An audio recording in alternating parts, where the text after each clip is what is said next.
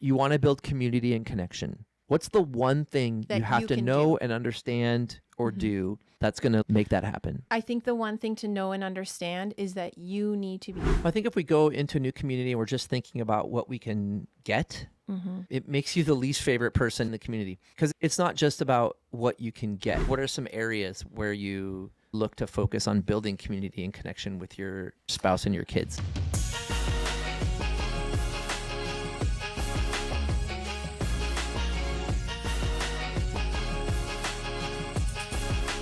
Hey everybody, welcome back to the B7 Better Together podcast. Today we're going to talk about community and connection. So this is something that's really important. It's vital for our mental health, for our well-being overall. And it's something we have a lot of experience in because we've moved around a lot. Yep. And so we're going to talk about our experience, give some experience shares, and talk about how important that is and some tips and tricks that we've kind of discovered or that we're learning. And hopefully that can be helpful and valuable for someone today. Yeah, and that isn't tied just to whether you're an introvert or an extrovert. It might look a little bit different depending on your wiring, your personality, but community and connection is important. Why does it matter? Well, so I was thinking about this because I knew we were going to talk about it. So I Googled, good old Googler gave me this answer. Our relationships with family, friends, coworkers, and community members can have a major impact on our health and well-being. When people are socially connected and have stable and supportive relationships, they're more likely to make healthy choices and to have better mental and physical health outcomes. And good connectivity can stimulate development and economic activity, increase opportunities, improve health and well-being, and reduce isolation. So that's what Google says, and I have to agree. Thank you, Webster. I have to agree.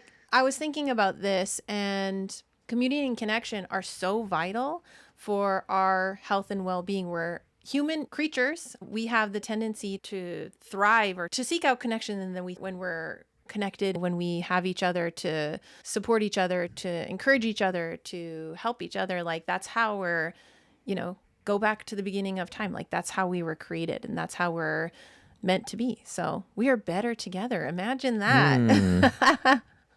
How did you just throw that in there? Right? Well done. Right? I think community and connection are important because it positively impacts and influences our mental health. I think a lot of times when we go through hard things, no matter who we are, if we have people that are in the boat with us, it just makes it a little bit easier to manage the storm. 100%. It spreads the weight around a bit. It spreads the struggle around a bit, right? Totally. And our minds are tricky things. Like when we're going through something hard, we trick ourselves into thinking like we can go at it alone. We can do it alone. We don't need anybody, right? And we can also trick ourselves into believing that we are alone when we're not, absolutely. right? And so I think the strength of the community and the connections that we've built, people then reach out and we feel more proactive to invite help, to ask for help, or to ask for community and connection to surround us, right? I don't think it's just about the hard things though. I think also when we have community and we've built strong connections, the sense of celebration for me as an extrovert and as a really social person, having people that celebrate with me, it makes it more fun, For sure. right? I'll even tie it into surfing. I love surfing. I tell people all the time, I would rather have a little bit worse waves and surf with friends. And part of it is like when you catch that wave, when you have that ride and you're just like freaking out and you look around and there's nobody else there, it's like, that was fun. But when you have when you have friends and they've got two fists in the air and they're like, yeah, when you catch a great wave or any great experience, when you have like your people that are cheering, it's fun. It's a community celebration. It just makes it more fun. Yeah. Yeah. Humans are social creatures, right? And so we're wired to seek out connection. Even people that would consider themselves to not be like I think it's a extroverted or spectrum. social, Yep. I think even two people around, right? Are we a person wired that in a way that needs to have lots and lots of friends, or a few close friends? Either way, it's still community and connection. Yeah. Yeah, absolutely. And I think that those connections then help us they allow us to share our interests with other people, like you said, or celebrate with other people. And they give us a sense of belonging and security, right? So yeah, I think in the hard times and the good times, they're both equally important to seek out those connections with people and in your community, within your friendships. I saw an interesting thing about friendship. I actually saw this a while back. and it stuck with me. It really resonated with me. And it's talking about friends and how friends are like trees. Friends are like trees. There are some who are like the leaves. They're only there for you for certain seasons of your life. Then there are the ones who are like the branches. They're there for you until things get to be a little too much for them to handle, and then they break off or leave. But the best friends to have are your roots. Those are the ones who are there for you no matter what. They support you at all times, and you never have to question whether they're loyal or not. So that's an interesting way to think about or categorize friends, right? And I think we're all doing that right now in our, mentally kind of putting our friends in those different buckets.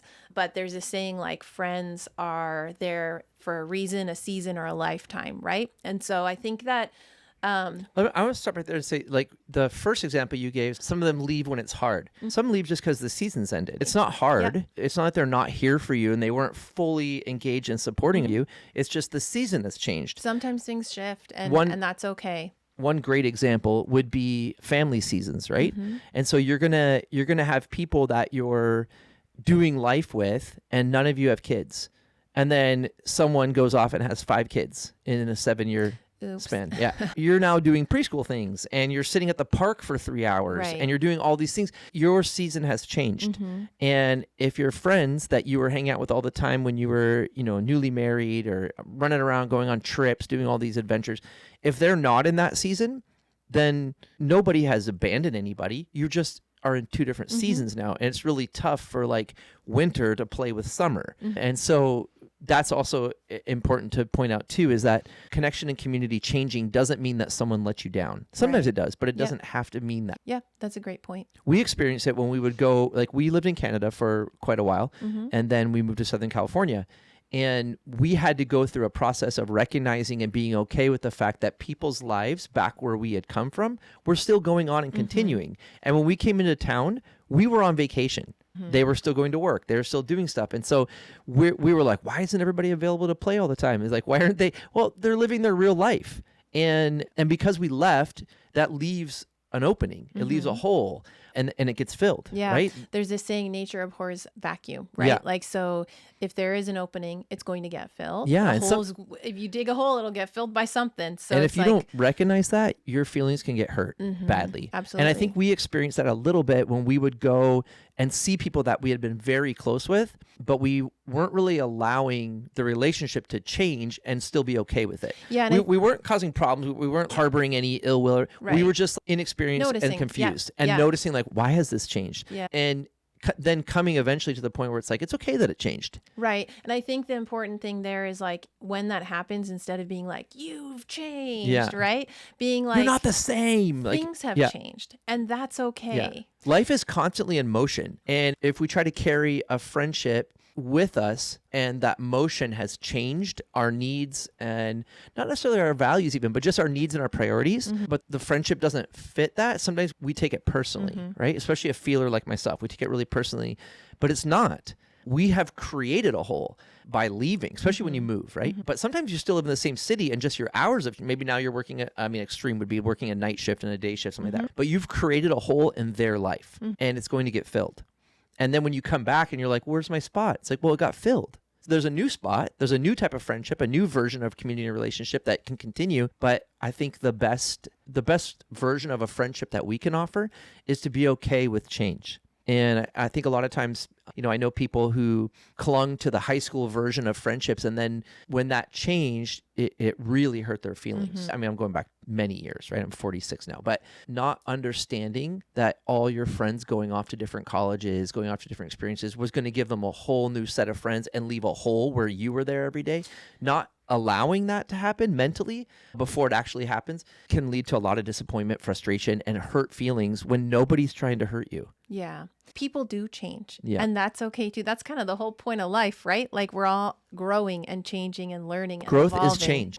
You should want that for your friends and for yourself. And so it's okay. It doesn't mean they outgrew you as like an individual and a person. It just means they outgrew that friendship. And that can just be a change of circumstances where this growth has happened. Now they have this new, perfect example. They've grown in their place of work, right? They have new opportunities. Those come with new responsibilities. So there's growth growth has happened there, and it's changed their schedule, changed their calendar, and it's not personal. And so I think one of the big first thing that I want to focus on it is just saying that that's okay. It's okay for friendships to change, for you to have less of a role or more of a role, and it not be personal, even though it feels personal sometimes, especially for me. You're a thinker, so you think like, oh, schedule change, no problem. I think through it, I'm like, they change their schedule and they erase me from the schedule. Very personal. Okay, so when you have those thoughts or feelings that creep in, then what do you do with that? I eat buckets of ice cream and cry myself to sleep at night. No. Well, sometimes, honestly, my reaction, because there's two different reactions. There's the one where you're just kind of like reacting, right? So the reacting one is to keep trying, to keep pushing and being like, let's pick, does Tuesday work now? You said that Wednesday's full. Does Tuesday work? Can we get together on Tuesday for lunch? And they're like, no, it's like every day. I have a job. And so I think my first reaction is to just try to move it to a different time slot in the week and keep it the same, but a different time slot. I think when I take the time to think through it, and when I'm more cerebral about it, I step back and I let it play out a little bit. And I might offer suggestions just to see what's going on. My question of does it work on Tuesday is just when I'm being cerebral about it, I'm thinking it through. It's like, that's just to see like what is happening, just like, to gauge and build an understanding, right? So for someone who's more of a feeler like you, separating your head and your heart, like being like, is this what my heart is saying to me, or is this what my head This is the saying? story I'm telling myself about what's happening, but are there some questions? Are there some things that I can sort through that get to what they're actually thinking, right? So how do you do that? Do you have those tough conversations with people? Do you confront, those, do you ever talk to people and say, hey, like, I feel like things have shifted, things have changed, like our friendship isn't the same, you're not the same? I think there's two different versions of that. There's the one where you've moved, Yeah. or something significant has happened. A baby's been born, a new job has happened. Those ones there's no need to have a conversation. Just be realistic. But when it doesn't seem like anything's changed, but a lot has changed between you and the other person, or you and the community, then I think it's valuable to ask questions for two reasons. One, just for clarity. Clear is kind. Yeah, Brene Brown. Yeah, Renee Brown. Brene Brown. I'm a big believer in open, honest, vulnerable. In my professional and personal life, I really don't believe that we gain anything from making up a story in our head, right? Like, and so I think that it's really important not only to have that open line of communication with people who are important to you, with your friends, with your community, but also to say to them, when you're having that conversation, what did you hear me say? Yeah. Here's what I heard you say. And really like echo for each other so that you get to that point of really clear clarity. I think when it doesn't seem like anything has changed, no circumstances have really changed, but the friendship's changing. I think they're, clear is kind. So ask for clarity. Like, that's not a problem. But also, that's the only way you figure out if you've done something. Well, you've had a misstep, or what have you got to? It's the dating analogy, right? Like, there's the person across the room that you're interested in, or you could be interested in, and it's like, well, I don't want to go talk to that person because I might get shut down, might get embarrassed, it's like, okay, well, if you get shut down, what's changed? Yeah. Like, you currently have no date set up for Friday night with that person. Yeah. So if you get shut down, you still have no date. So there's no real loss. I just think there's a lot of times where a simple conversation can resolve a conflict. Absolutely. And sometimes community and connection changes because there was something that happened that you weren't really aware of, right? There was a personal value that you not crossed, but there was something that happened that person didn't appreciate. And, this is where we talk about being the bigger person. Being the bigger person doesn't mean that you carry a glow stick around and everybody sees you as like, oh, look at that person, shining example of great friendship. We ask those type of questions so that we can better understand how we're being experienced and show up better for people, right? Maybe that friendship is done, or that friendship is not going to continue in the same way you thought it, but it sets you up to better show up for people in the next version of community and connection that you have. One of our family core values is we own it, right? Yep. And what can we own? Even the 5% of a confrontation, a situation, whatever it is, if something breaks down, but you can't get to that point of resolution if you don't have that communication, if you're not willing to go there and have that open line of communication. And I think you touched on it, the 5%, that's the important part of owning it for us. Because a lot of times in a lot of personality types, you just want to explain it one more. If I just explain it one more time, then you'll understand, right? But instead, if you can go into it and instead of having to mentally get to the place where right away you're like, I'm going to take full blame. Let me know what's going on. What did I do? If you're like, we talk about the 5%, right? Is there 5%? Was my message on point, but maybe my timing wasn't? That's the 5%, was the timing. Not that you shouldn't have said what you said or did what you did, but the timing, tone, tact, all those things can be the 5% that allows you to show up better for the next person. So maybe the confrontation or the conversation needed to happen, but you picked a really poor time. Well, next time if you get that feedback, next time you're not going to do that timing again, because it's not worth it to say what needs to be said at the wrong time and have it cost you so much, right? So that's community and connection. That's why it's important to us. Talk to me about going to new places, because we've done this a couple times. Give me the time frame that you've experienced to build the deep enough connections to feel like, we talk about the people can come over and you don't clean up, you don't put all the dishes away, they're like walking the front door friends and they're comfortable in the mess of life. How long does it take to get to that point for you? Like, what have you experienced? Because we've done a couple big moves. We've moved countries, we've moved across continents. We're fixing to do it again in the next 4 or 5 months. But what's the timing for you for building that? And then what are some tips and tricks in a new environment for starting to build that connection and community? Yeah, I've had some experience with this. Like you said, we moved from Canada down to California to Florida. First within Canada. Sure, we moved provinces, which if our listeners don't know is like another word for a state. Then we moved from Canada down to California, and then we moved to Florida. Then we moved back to California. So yeah, we've made some significant moves, not just, down the street. We've done that too. But I think, as far as timing is concerned, maybe it's different for everyone. But what I've noticed through my experience is that it takes a good 2 or 3 years. It's a marathon, not a sprint. Like, you really have to invest in creating connections, showing up for people, like with your neighbors, with your friends, with your, community, whatever that looks like. If you're like in a church community or at your kid's school, it's showing up, and that takes time. And so for me, I've noticed it takes a good 2 or 3 years to really create those connections and invest in relationships to the point where you're comfortable, they're comfortable, you can rely on each other, they show up for you like you show up for them, and they're those friends that you don't clean up for, that they just show up at your door and, they just walk right in. Like, it takes time. What are a few things that you do to build that? You have to be intentional. You can't just sit in your living room and expect new people to just knock on your door and say, hey, let's be friends. You're new to the town. What are the things that you do to put yourself out there, especially as an introvert, right, who doesn't necessarily want to do that? What are some things that you do?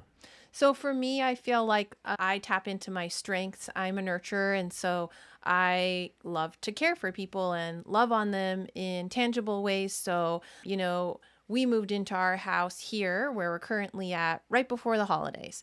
And this was a handful of years ago. And I bought neighbor gifts for everybody. And I put I made a little card with our picture, and I put our phone numbers in the card. And I was really intentional to be like, hey, we're here and we want to get to know you, and here's who we are, and really putting ourselves out there instead of just kind of like hoping that someone's going to come knock on our door with like, a plate of cookies or whatever. So I took the initiative. I took the first steps to really starting to create connections with our neighbors. And then just, whenever we're out in the yard or having a walk or whatever, like not just passing by people and be like, oh, hey, but like stopping them. Hey, I'm Amanda. What's your name? Like being very forward, and that's really, like you said, I'm an introvert. I'm an ISTJ. So that's kind of outside of I'm a very social introvert, but it's stepping outside of what I'm normally comfortable doing and creating those openings or those connections. What about you? For me, and actually this is a reason why I love the company that we built. Life is so much easier when you love what you happen to do to make money, to live, to pay for things. And so for me, we have a non-competitive children's soccer company focused on 2 to 8-year-olds, mostly 2 to 6-year-olds in our program. Our goal is not to create the next Messi or Ronaldo. Our goal is to help every single child get a great first experience in sports so that they understand that this can be a pathway to community. It has nothing to do with your skill set. You can play on a co-ed city team. There's all different divisions and levels for every sport. And so you can find anything that meets and matches your own skill set. I'm talking kickball. You sign up for a co-ed Friday night kickball team, and you'll have 18 friends in your social circle just from that. So for me, I'll use Miami as an example. We moved to Miami. I made friends a lot more quickly and more easily than you did. Part of it was my job was to be out there, meeting people. Playing soccer helped us connect with employee opportunities because people found out like, oh, you can make money while working with kids, teaching them soccer. How do you do that? And then give them an interview, right? So part of that was strategic from a business owner standpoint, but from a social community standpoint, I made friends very quickly because I joined a couple teams, and then I got on a list for drop-in on Thursday nights at 11:30 p.m. at the local turf field. And so I met tons of people that way. So for me, community and connection is tied closely to rec level sports. I think coming out of college, I thought, well, that's kind of the end of opportunities for competitive sports. And I was fortunate. I was able to play competitively at a good level into my 30s. Awesome. But I also was playing co-ed city league sports and stuff. So I just met a lot of people that way. And that was a great way to build community.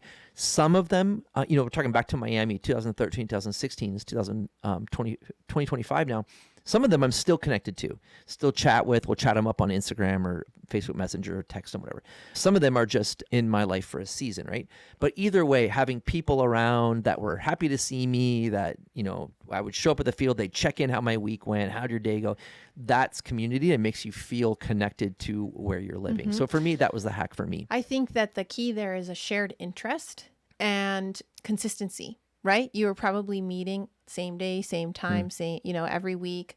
And it's my consistency regardless of their consistency. Right. I'm going to keep showing up. Right. And then you're going to kind of sift through the ones that are more transient, and you're going to connect with the ones that are also showing up.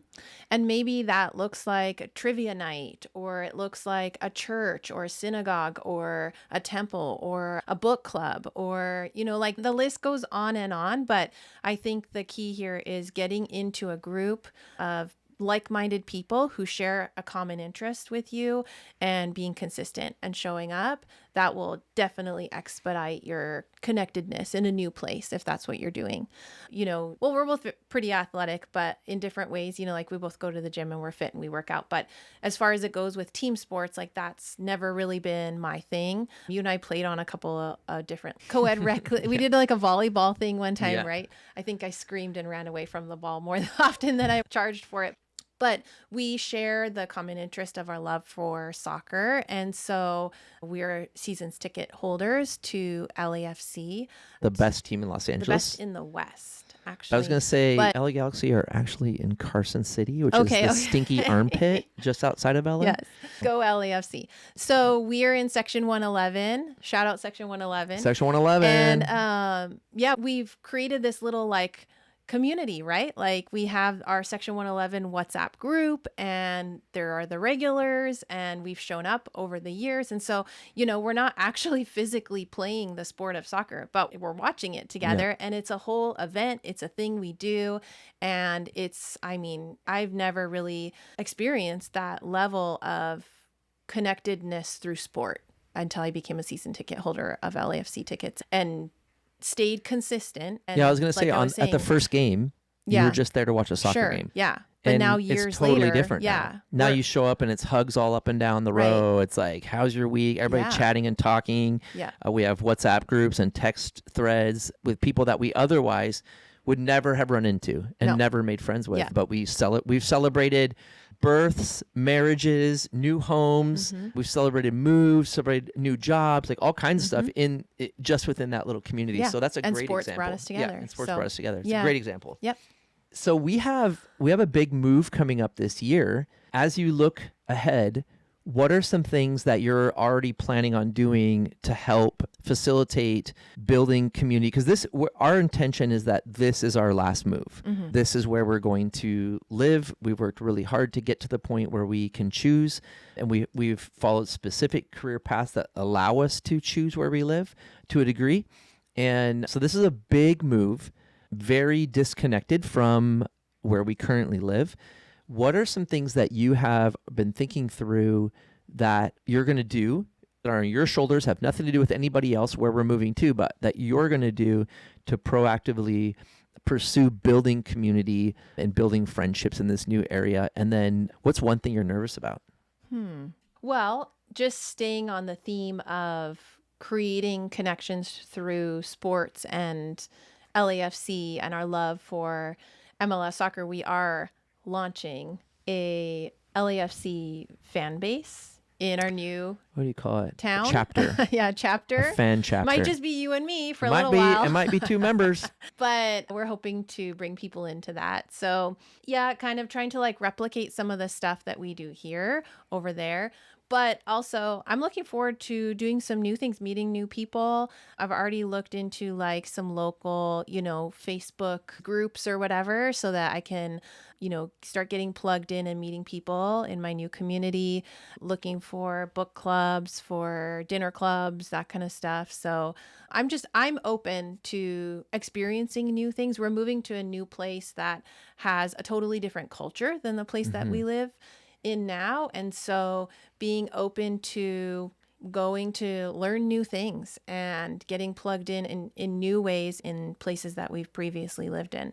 So that's just the preliminary things, are just like kind of exploring what's out there and being open to new possibilities, new things that I might get plugged into or enjoy investing my time in. And I think that by doing that, I'll meet people that I can start forming connections with. What about you? Well, what's one thing you're nervous about? Oh, I'm going to think about it. Okay. What about me? I'll definitely look into joining a sports team. Mm-hmm. That's a fun connection point for me. I've been playing a little bit of pickup soccer when we've been over there, because we've been traveling there quite a bit. So I've been playing some pickup soccer with friends and doing some of that stuff. So that'll be fun. But then also there's big opportunities for us to build community through our kids, which is wild, because in the early years, our kids build community through us, right? Like, well, it was us arranging their play dates, and they're like, we were kind of like, like guiding or sort of manipulating things. Yeah. And now we have preteens and teenagers, and they're kind of dictating Yeah. our lives. So I want to be engaged and involved with the middle school and the high school. We have 5 kids spread between first year of middle school to last year of high school. Mm-hmm. And so I'm looking forward to going to events, meeting parents, just showing up at stuff and just introducing ourselves. I think we're pretty good at that, at saying hi and just being friendly.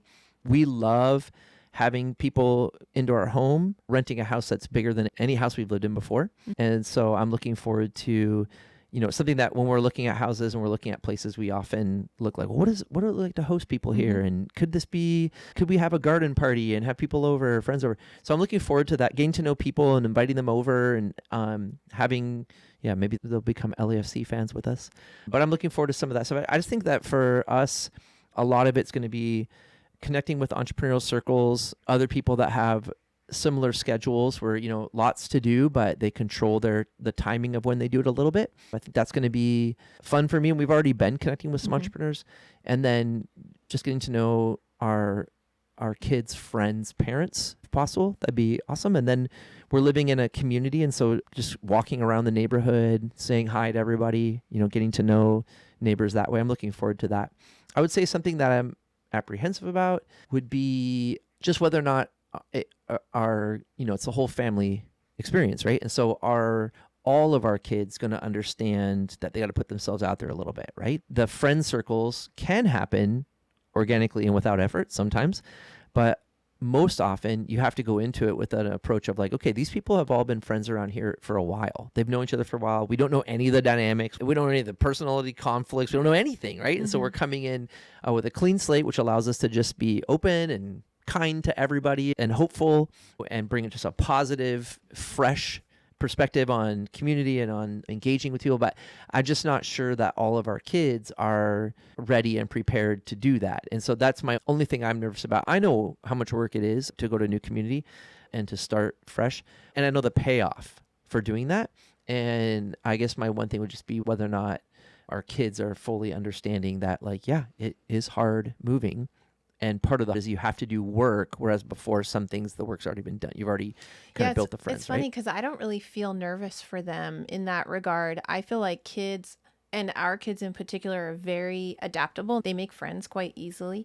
I just think about when we adopted our oldest son, and our biological kids at the time, like, they didn't even speak the same language. Mm-hmm. They didn't know each other from, anyone on the street, and they formed a bond so quickly, right? Like, kids are so open with each other. Like, and our kids in particular, I've observed that they're really willing and open to be friendly and be friends with anybody. I think I'm like more nervous for other people. Like, how are they going to accept them? Are they going to accept us? Or, if we, I'm thinking along the same lines as you. Obviously, like with our home, I'm looking at it like, okay, cool. This is a place where we can open it up to host people and have people come in and create those connections. But like, are they going to show up?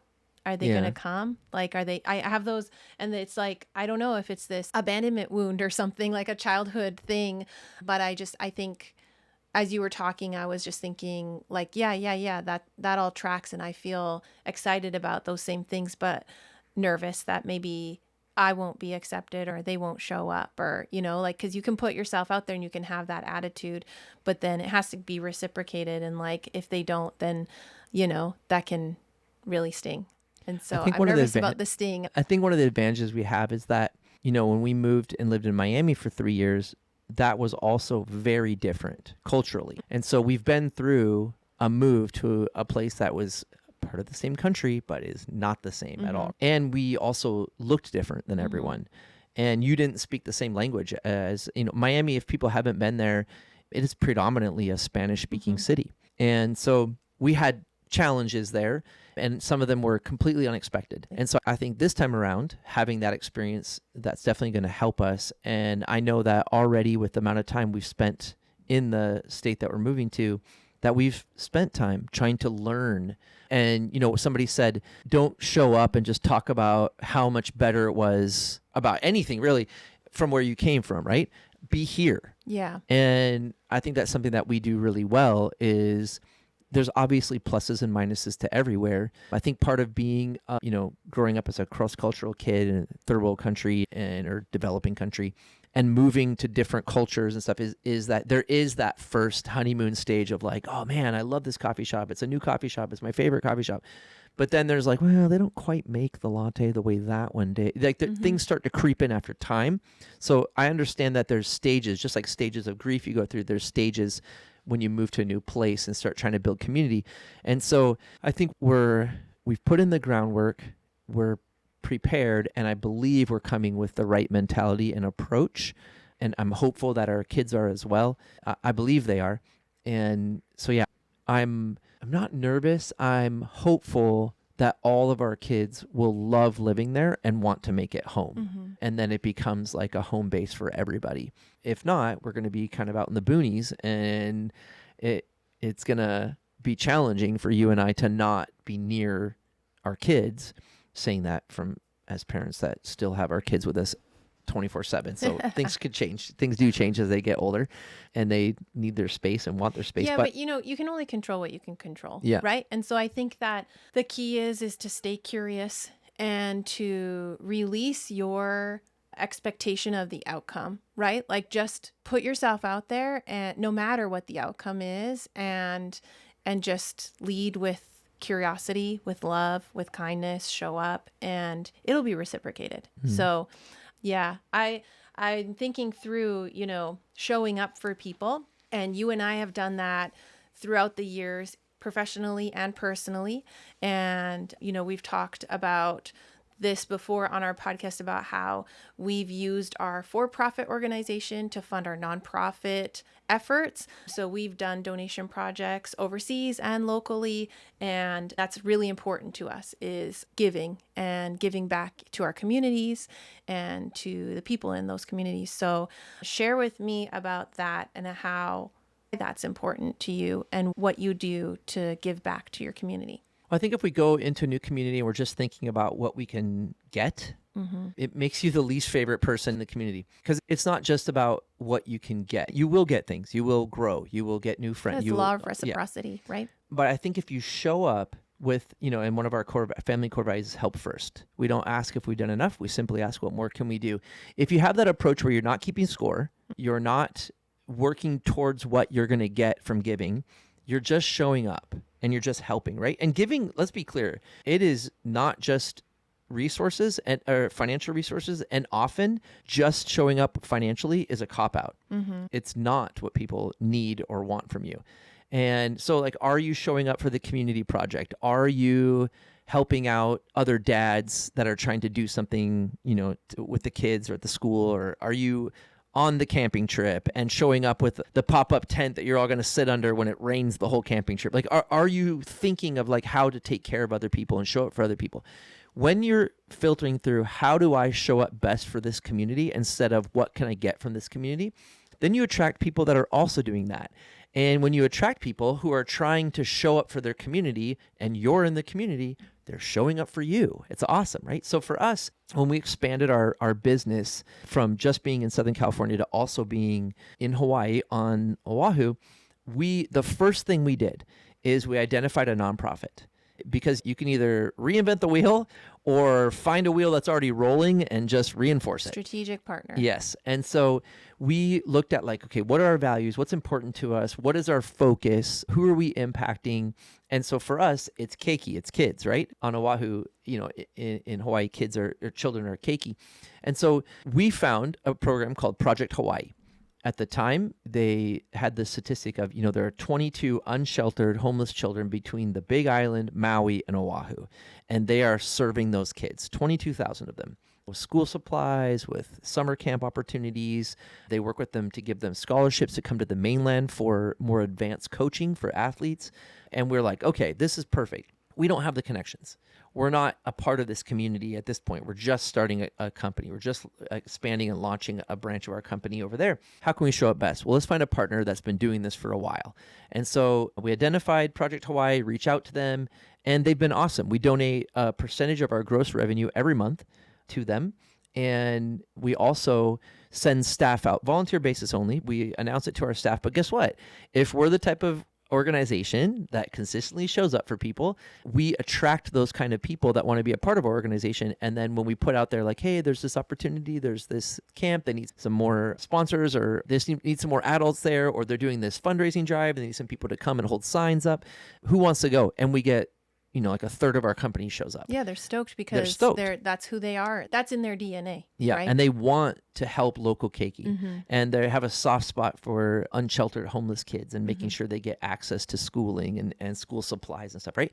And so for us, that's a way that we decided to show up for our community before we even had a business that was running there. It was like, okay, what's most important to us? How do we show up? So I think that's one of the ways that we do it. What was your question again? How are we showing up?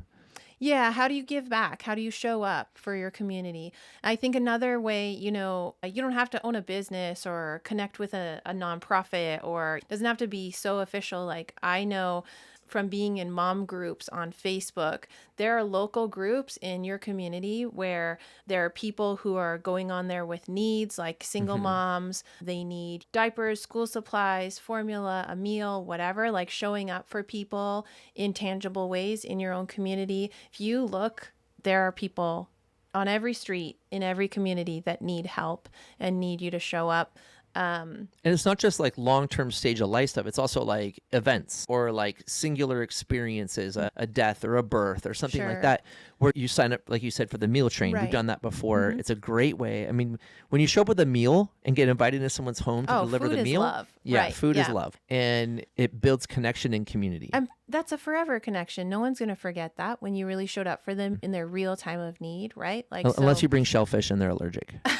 Well, they won't forget you, actually. Yeah. So signing up for a meal train, like helping out at local organizations, soup kitchens, like, it all matters and it all counts. So We talk about the different ways of giving, like time, treasure, talent, talk. I think showing up, leaning into those, giving your time, finding opportunities where there's a scarcity. That's an opportunity. If you're hearing posted over and over again, hey, we really need people to show up to help with this thing, do it. Sure. Go. You'll be Yeah. remembered as a person who shows up for Yep. people. And that's a great way to build community. Yeah, like, I'm thinking back a few weeks ago with these fires that happened in LA, with the Pasadena fires and everything. And there were some local businesses in our area that banded together and we collected donations. And I wasn't here for the donation collection day, but I was here when they were loading up the trucks and I went for a couple hours and That was Tanya Sunbliss in Anaheim Hills. She's awesome. shout out. And I just helped for a few hours, just like organizing supplies, loading them up onto a truck. And I met some really cool people and invested in my community. It felt really good. And like you said, like, you don't go into it, you don't show up and think like, oh, like I'm showing up because, and then they're going to show up for me, or like That's like the person at the food drive that's putting a few cans in their back pocket. No. Like, that's not why you're there. Yeah. Don't go into it thinking that, you're going to receive anything in return, but I guarantee you will.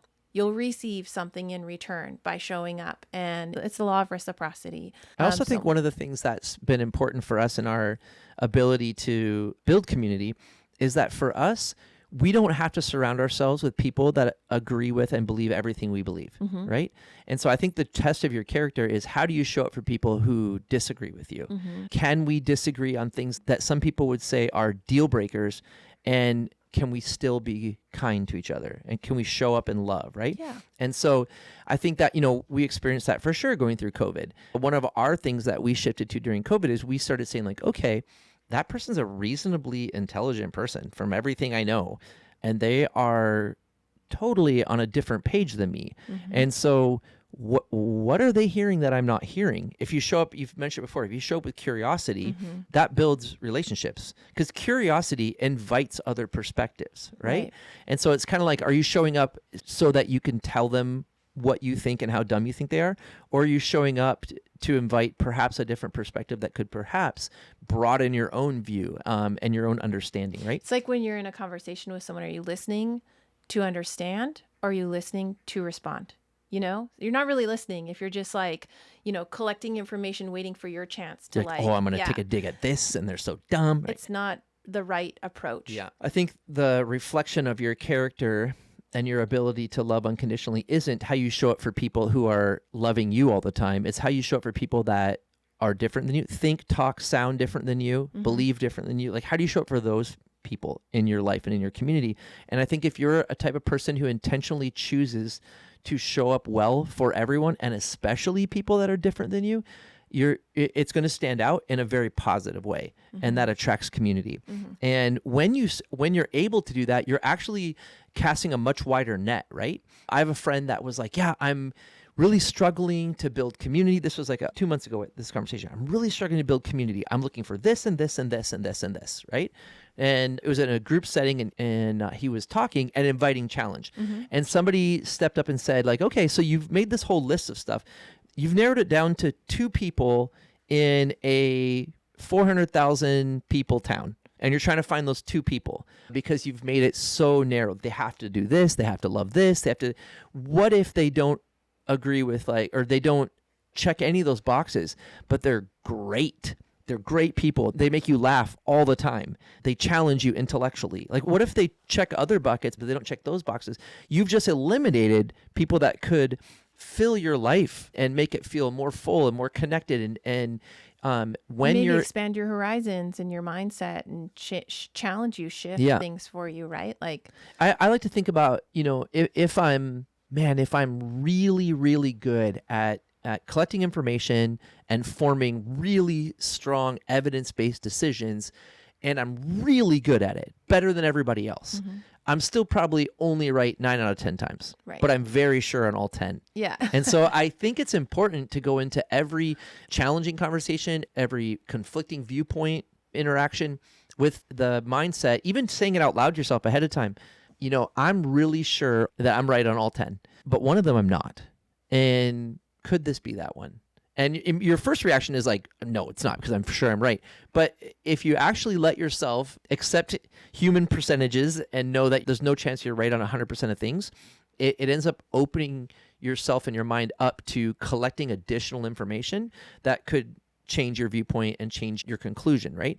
And, we talk about growth during life. Like if you at 40 still have all the exact same opinions that you had at 20, you probably haven't been paying attention. Mm-hmm. And if that's true, then why wait till you're 40?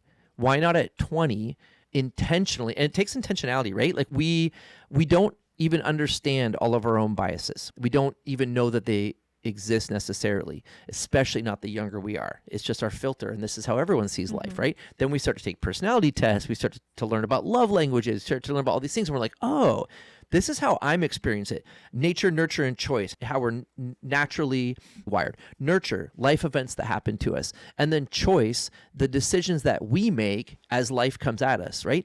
It makes us into totally different people from the person sitting right beside us, experiencing all the same things, right? And so if every person experiences everything differently based on it being informed by their past, then there's no way that everybody we know is perfectly aligned with everything that we think and believe, right? So if you start to eliminate people that disagree with you, and even on things that you think are super big, you're limiting your growth opportunities, you're limiting your learning opportunities, and you're making for a really small community pool that you're trying to get into. And I would suggest that when you're going to a new community, you should have the approach of a learner's mentality, right? Where you're just seeking to understand, right? You're not seeking to tell how much better it was back over there, or how much smarter you are, or anything like that. You're just trying to learn. And when you come with a hungry appetite and a learner's mentality, people want to teach people who want to learn. They do. And every place you go has a different way of doing things, different nuance, and you need to learn it. And you're going to learn it a lot faster when people are wanting to teach you. I have a friend who has a saying, don't stand on issues, walk with people. And I think that's really important. And that really just summarizes what you were saying. You said something interesting that triggered a thought about what I teach in a session room to my executive teams when I'm coaching people in business. And I do a lot of trust builder, team health kind of stuff with my teams during annual planning. And you said something about a blind spot, stuff that we don't know about ourselves, right? And like, how do we bring that stuff out into the light? There's this really cool tool called the Johari window. It's a psychological tool developed by these two guys. I always thought it was like, the word Johari sounds really fancy. I thought maybe it was like some Indian psychological guru or whatever. No, these two guys named Joe and Harry. That's why it's called Johari. That's funny. I didn't know that. Yeah. So it was developed by these two guys, Joe and Harry, and in the 50s, and it's to enhance self-awareness and interpersonal communication. So it's become a really popular framework for individuals and teams aiming to improve relationships and understand themselves better and foster collaboration. So it's a window. So it has 4 panes. So if you visualize these 4 boxes, right? Along the top, it's known to self and not known to self. And along the side, it's known to others and not known to others. So the boxes then would be the open area. That's what's known to you, known to self, and what's known to others. That's in the open. And the goal in all relationships is to bring information into that window pane, right? So that known by us and known by others. Right. That's the goal in all relationships. A lot of times things are in the hidden area or the facade. So that's known to us, but not known to others. The only way that we can bring that stuff out into the light is to open up to people, right? To be open, honest, and vulnerable. There's also another pane that's the unknown, right? So that's not known to self and not known to others. That's stuff that's coming up in the future that we're going to discover. We have yet to know, right? The unknown. Then there's the blind spot. And so that's the stuff that's not known to self, but it's known to others. And that's a really interesting level of friendship or connection and community when you can get to a place with people where in love they can reveal that stuff to you, where they can bring that out into the light and bring it into the open pain, right? And it's a really sensitive thing to do, but when you can get there with people, and I've seen it on executive teams where they increase their trust by sharing with each other what's in their blind spot, and when we can bring that out into the open area or the arena, then our trust increases and our friendships can improve. So Johari Window it's a really interesting awareness tool that I use with teams when I'm doing business coaching, but I think that it's applicable to. So put yourself in a community setting. How would you solicit and invite gathering that understanding of the blind spots for you that other people know? Yeah, I think it's really as simple as when you have like this, first of all, you have to have a really trusting relationship with someone, right? Like, so I'm not talking about just like meeting your neighbor and then being like, hey, Joe, I want you to like share with me what's in my blind spot. It just doesn't work that way. So you need to have an open, honest, trusting relationship with somebody, right? When you do, I think it's as simple as asking your friend, hey, I want to get better. I'm trying to grow and I'd like you to help me. So, in this specific area, can you share with me what you see as holding me back?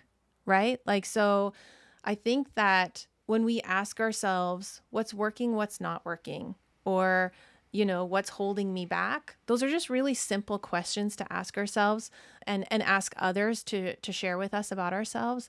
But it can be really revealing. Now, with my teams, I ask every single person around the table, hey, do we have permission to be completely open and honest with you and give you open and honest feedback? And you need to get that permission from people before you just launch and jump into telling them all the things that they're doing wrong or how they suck.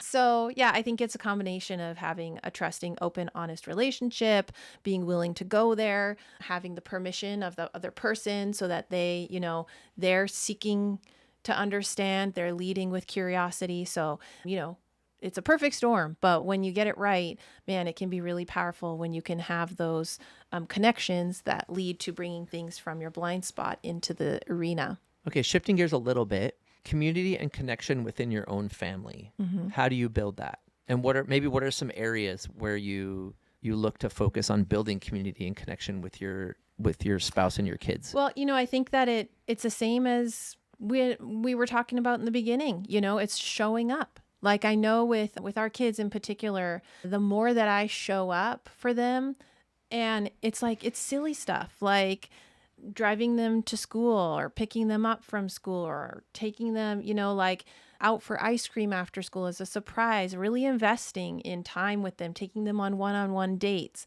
Even like, I noticed in recent years, the kids, we have this big, long kind of kitchen island in our kitchen, and we have enough stools for all their little butts. And they'll come around, around dinner time when their stomachs start rumbling. And I'm generally like in the zone. I'm cooking for an army. And so I'm trying to just get dinner on the table. And that's the time, like whether it's convenient or not, that they want to connect. And I caught myself kind of being like, I'm trying to cook dinner, get out of here. Like just feeling really frazzled. And can't you see I'm trying to serve you? And that didn't make matters any better, right? That doesn't create connection. So one thing that I did that I've done for years now is I'll have a vegetable tray with cut up veggies and hummus and dip. And I put that out as I'm cooking dinner and I invite them in and they're being fed, like literally, but also it's creating this space where they sit down and they're talking to me and makes it, more enjoyable. Like we're sharing a moment together. We're creating a moment. I think one thing is we also have some like rules of engagement. And one of them, I just thought of this example because of a conversation I had last night with one of our kids, is we made the choice and the decision early on that as a dad, I said, I'm never going to tease my kids about having a crush. Mm-hmm. It's a normal part of life. It's also an easy little way to take a pot shot and to have like a little bit of fun with the kids, kind of tease them for their little crush of the week or whatever, right? We don't let the kids troll each other or tease each other.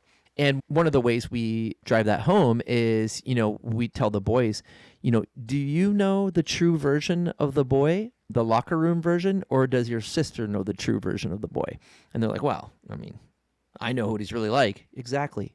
So do you want your sister to be like, hey, little Johnny asked me out. What do you think about him? Do you want her to do that? Or do you want her to keep it a secret and not tell you? Like, what do you want? She's like, well, especially if you know something about Johnny. I'm just picking on Johnny's. All of them were like, oh, we want to be able to tell her to stay away from that. Exactly. And so you have to make choices now that will influence and impact how you're communicated with and what's communicated with you in the future. And so, one of our kids was talking about how a couple of them had decided that one of our kids who has had a crush on a girl, they've kind of been crushing on each other, and then they kind of stopped talking for a little bit, and they just got in their own heads about stuff. So the siblings got together and they're like, they both like each other, and they both are like, we like them with each other. And so what can we do? Right. And so they made a little plan. And so one of them asked if he could see that our kids have really protected phones. They look like real cell phones, but they're not really. And so one of them was like, hey, can I check something real quick? I want to see if the app loaded on your phone. Got it. And then he called the girl and handed the phone back. And it was a plan they put together, right?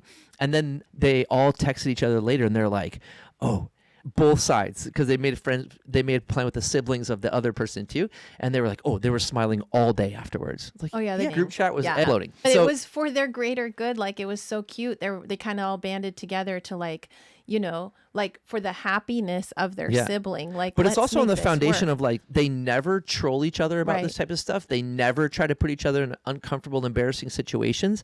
And so there was no part of it there was no reaction of like, oh, they're trying to get me or make me look stupid, or there was none of that. It was like, there's a long history of always supporting, encouraging in this area of life. And we haven't hit home runs in every area of life, but this area, I think we've done pretty well.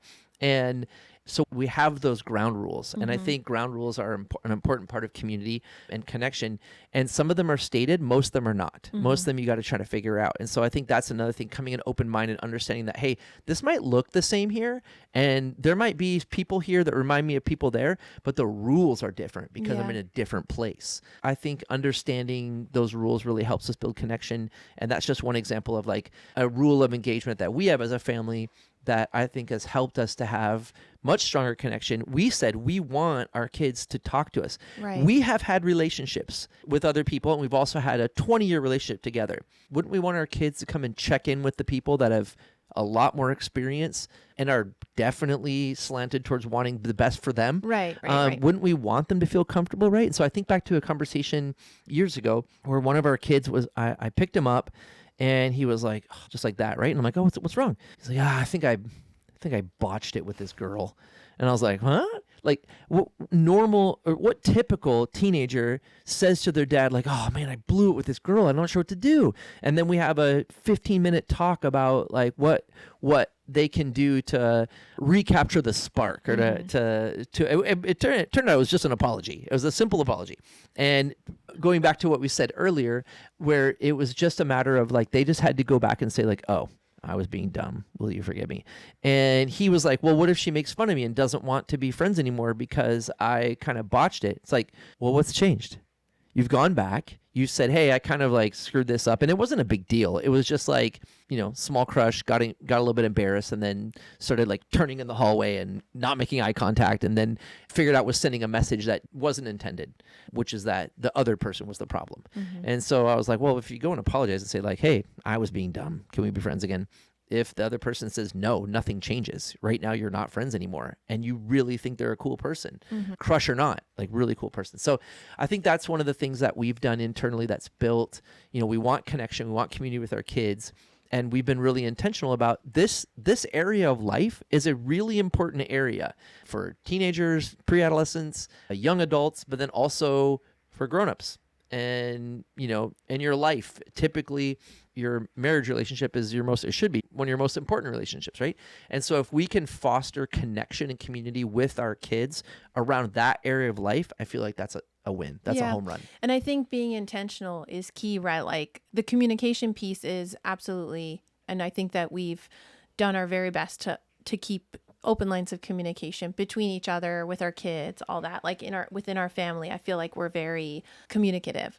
But I think that paying attention to those bids for connection are really important too. Like if we're feeling disconnected, just saying to each other, like, I don't feel connected to you right now. Like, can we go for a walk, or can we do this, or can we get coffee, or can we do that together? Or even if either of us have had a hard day and we're kind of at the end of the day burnt out and doing our own thing, coming back together and being like, even if I'm tired, I need to have this conversation with you and foster that connection again. And sometimes for us, we have a big family and a lot of kids.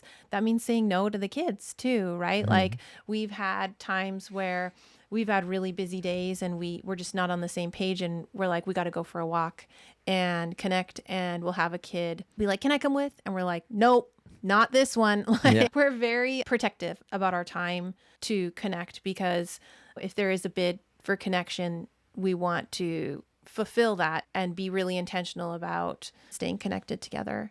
And knowing that saying no to the kids, like in those instances, will make us stronger, and then in turn it'll make our family stronger. I think I have one small point and then a question. For us internally also, we're a melting pot of cultures, mm-hmm. right? I grew up in South America. One of our sons grew up in South America. You grew up in Canada. We also have American kids. So we have the Peruvian culture and food. We have Colombian culture and food. We have Canadian culture and food, and American culture and food. And we honor all of them. Yeah. None of them are We've got a lot of Independence Days, right? Yeah, we do have a lot of Independence Days. All 4 Independence Days are in July for all 4 of those countries. It's bonkers. It's a fun month. But we're pretty intentional. We're very intentional about honoring the different cultures. We have soccer jerseys for each country that we put on depending who's playing. When Peru plays against others, I have to go with Peru. Like we have some allegiances. We also, even though we troll Florida sometimes, we do honor the fact that our youngest son was born in Miami, and so our Florida man. I wouldn't cheer for Florida teams other than that, but I will sit with him and cheer because he really wants me to cheer for the Miami Dolphins with him. So I will. He used to love Jimmy Buckets till he got traded this week, but I would watch Jimmy Buckets on the Miami Heat. Now he hates you, Jimmy. You abandoned him. Specifically, Jameis. You abandoned Jameis. So I think that's been important for building culture and community within our family, and not being intentional about not making one aspect of the culture feel less than or not a part of, right? We definitely went all in on Colombia when we adopted from Colombia. Learned tons about it. I can make a mean arepa. Yeah. If you were to boil it down to one thing, somebody's moving to a new place, what's the one thing for building community and connection? Sorry, I'm not understanding the question. So you're moving to a new place and you want to build community and connection. What's the one thing that you have to know and understand or mm-hmm. do that's going to make that happen? I think the one thing to know and understand is that you need to be open-minded, open-handed, open with your things, with your home, with your resources, with your heart, right? Like, and not expecting anything in return. So being open to the expectation of an outcome being different than how you thought it could be. Like, it might be better than you ever dreamed or imagined. Sometimes right? when you plan a big party and 2 people show up, you've just met your 2 best friends. Right. It's not a fail. Be open. Yeah. So I think that's the number one thing. Good. Mine complements that well. My number one thing is it's on you, right? You move to a new place. It's not on anybody else to seek you out and to build your community for you. It's not even on them to invite you into their community. That happens organically on their side, but on your side, you need to be proactive. You need to own it. You need to put in the time, put in the effort, put in the energy, put in the finances if you need to, right? Like if there's community events that you can sign up for that cost a little bit, save some money. Don't go to Starbucks. Or go to Starbucks if that's where everybody's meeting, right? Like have some coffee money. It's just understanding that it's not on anybody else to put you into their community. You've shown up. They have an existing community and you're joining. We talk about building family that way. Like so many times we add a new baby and then the whole family is now about baby. We tried to be different. We tried to be really intentional about when a new baby came in, they were joining an existing family. We didn't put out the older kids that were already there for a while, because now we got to focus on just new baby. There's a time, there are stages you go through where the toddler, the newborn toddler, and that they dominate everything, right? Because it just happens. But we try to be really intentional about, we would bring the newborn along to watch the older kids in their soccer shots class. We tried to still do the things and just have them join as a new part of it. That's what's happening when you go to a new place. And it can be 30 minutes away. Sure. It can be, you just move. New neighborhood, new neighbors. You have to go and drop off the little card and have the little note and bake the homemade cookies. You have to join the Facebook groups. Nobody's reaching out to you. Like, you carry your own suitcase. And so I think, you decide ahead of time. We accomplish the most when we're intentional. Things that happen by accident are usually a lot less organized and a lot less productive. And so be intentional. Go into it being like, okay, I need to find 3 different communities that I'm going to try to get into. I'm going to try to get to know entrepreneurs, parents, sports. Maybe that's your 3, right? Something like that. And then you research it. You join the Facebook group. Nobody's like searching for you on Facebook to try to invite you to their group. Or that's old people Facebook, but whatever the newest one is. X, whatever, Reddit or whatever. You put yourself out there. Yeah. You apply for the groups, right? You show up, you walk over and talk to the 3 moms that are all chatting with each other, and you introduce yourself. You say, hey, I don't want to interrupt you guys. I just want to say hi real quick. I'm new here. My name is Jobin. My name's Amanda, blah, blah, blah. And then guess what? The second time you're around those people, now you're like, hey, they're people that you know names, or you admit you forgot their name. But I just think one of the most important things is understanding that it's your responsibility to create the community and the relationships that you want and need. And it's not on anybody else to make that for you. And when we go into those situations and we don't proactively put ourselves out there, we can be very disappointed because we left great community that took years to build, and it didn't come with us, and now we're alone. Yeah. And so you have to understand that you are alone, and community is important. And so put in the work, put in the time, and give yourself time. Sometimes, you're gonna have friendships that form a lot faster than 2 to 3 years, but you're talking community. Like building out, like, these are my people. This is my community. If I'm having 4 families over, I've got them locked in, right? We're having a Super Bowl party or something. Like building that out, that community side, takes 2 to 3 years. And be patient and have fun during it. You're going to meet a lot of new people and learn a lot of new things if you're open-minded. Great. Good Awesome. stuff. Love chatting with you. We need to watch this episode right before we move to remind us. I know. Yeah. We're works in progress, right? Yep. That's the fun it's part, a journey. though. So. Yep. All right. All right. Love you. Love you too. Like and subscribe. Don't forget to like and subscribe.